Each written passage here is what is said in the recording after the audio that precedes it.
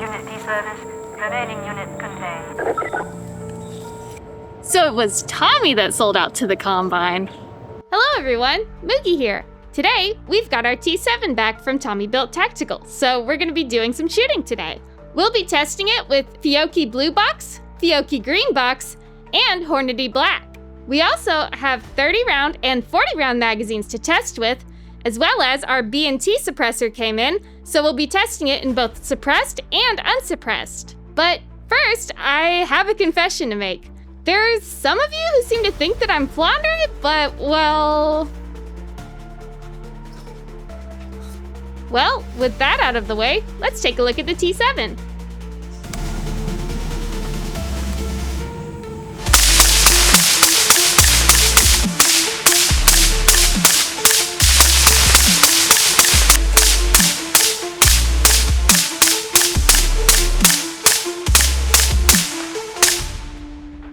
Was that a whole map? Let's go!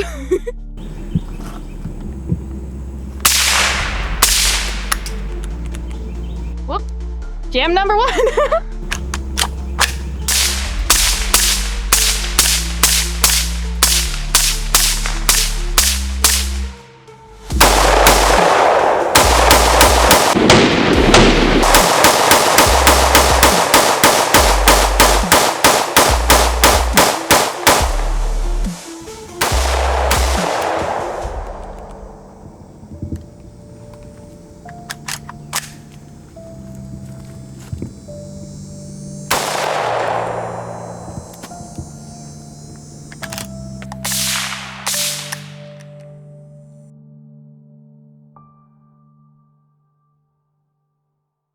As you all know, many people have been getting their T7s back from Tommy as of late. And while some have gotten theirs back fixed, others seem to continue to have issues. At first, we thought we were in the first group. The gun was working pretty good when we started shooting it, suppressed and unsuppressed. The gun worked mostly fine with only a few malfunctions, 2 of which were with Hornady Black, which is known to be weaker. However, we did end up losing the top pin. The pins initially seemed pretty solid in the gun, but after some shooting, the top became loose and the pin fell out and rolled into the unknown. We didn't even realize till we were transitioning to the next part of the shooting tests. We searched for it for some time but could not find it, and wanted to keep filming and shooting, so we put a pin from an MP7 into the top as a temporary solution. Flounder and I continued shooting the gun to try and sight it in, and give the gun a proper break-in so that we could move to an accuracy portion of the video. But the gun started malfunctioning the more we shot it. We thought at first it was having the dead trigger problem again, but we soon realized we were having light primer strikes, as there were even times when we would charge the firearm and pull the trigger, we many times were met with no bang. When we checked our brass, however, most of the fired and spent brass we had were deeply punctured, almost over-punctured. We talked to West Virginia Goats and Guns about this issue, as he had a similar issue with his friend's T7 after they got it back from Tommy. And when he was shooting it for his next segment, he had problems where the firearm would pierce the primers.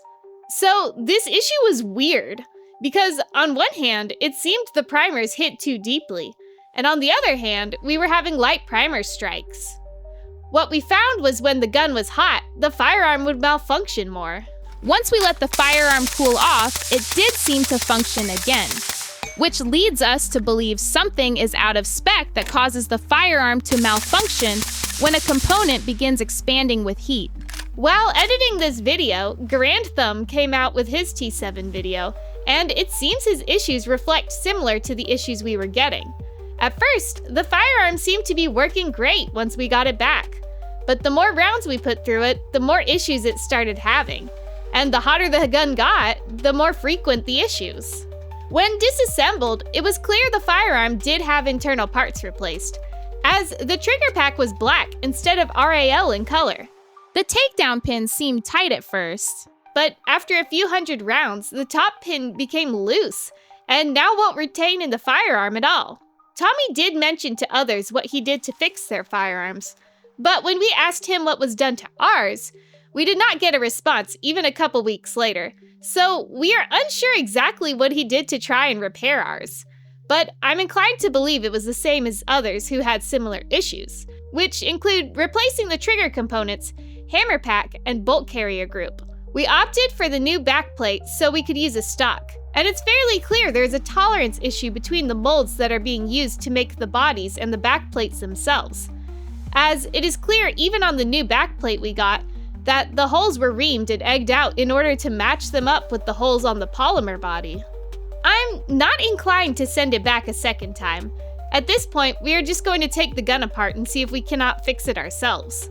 There have been others in the community who have done the same. One of our friends who got one just replaced the gas system with original HK parts, which seemed to solve his issues, for example. Many of the problems with the T7 are inherent to the MP7. And some, we believe, are due to the fact that the T7 does not have a safety sear due to requirements set by the ATF. There are many reports of operators of the MP7 disliking their firearm. One of my best friends was issued one when she was deployed overseas, and she reported hating the firearm. In her words, and I quote, "I carried the MP7A1 with the Zeiss LAM and optic.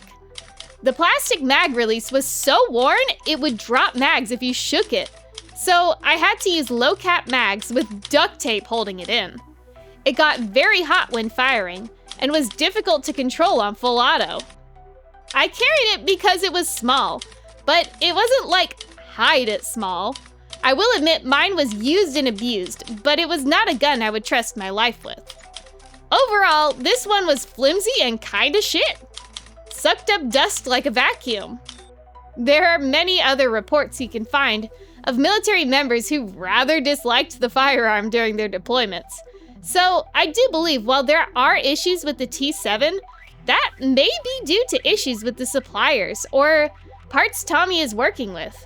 There are some design elements of the MP7 that just aren't that great and carried over to the T7. I do think that the T7 could have benefited from some upgrades when the firearm was being re-engineered into a semi-auto clone. For example, I do believe it could have benefited from some kind of hammer pack locking mechanism due to the firearm not having a safety sear. For us, I think we are going to replace some of the parts with OEM H&K parts when we do the post-sample conversion. Well, that's unfortunately the disappointing update that we have on the Tommy-built T7. But for those of you who are fortunate enough to have one that seems to be working flawlessly, feel free to hit up our web store, tracksandarmaments.com, as we do have a few B&T MP7 suppressors still in stock. And if there's anything else you may be looking for, please feel free to contact us and check out our web store. I hope you all enjoyed. Thanks for watching!